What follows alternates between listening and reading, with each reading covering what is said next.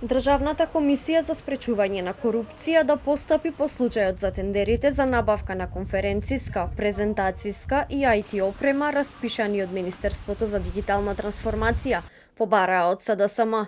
Од опозицијската партија побараа и одговорност, но и оставка од министерот Стефан Андоновски и додаваат дека тој го признал скандалот. Сите докази и документи СДСМ јавно ги објави.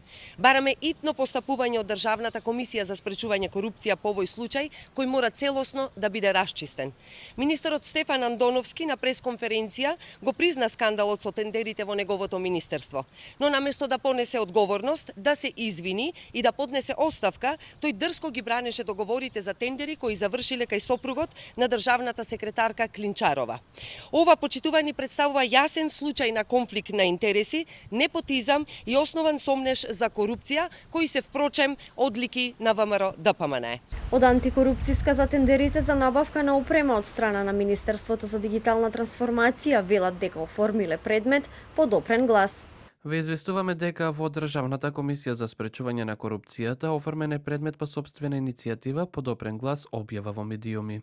Од Министерството за дигитална трансформација за телевизија 24 велат дека стојат на располагање на надлежните институции за сите процедури за јавни набавки. Министерот Стефан Андоновски пак на вчерашната пресконференција рече дека државниот секретар нема никаков допир со јавните набавки. Според него, не постои законска основа за проверка на контактите на сите 150 вработени со приватни фирми. Јас немам никаква законска можност или простор за истражување на контактите на секој од 150 вработени во Министерството и нивниот однос со приватни компании. СДСМ треба да знае дека доколку при соодветно исполнети услови се пристапи кон поништување на постапката, Министерството се изложува на можности за тужби и сносење судски трошоци, нешто што било негативна пракса претходно и за која се уште плаќаме до ден денес.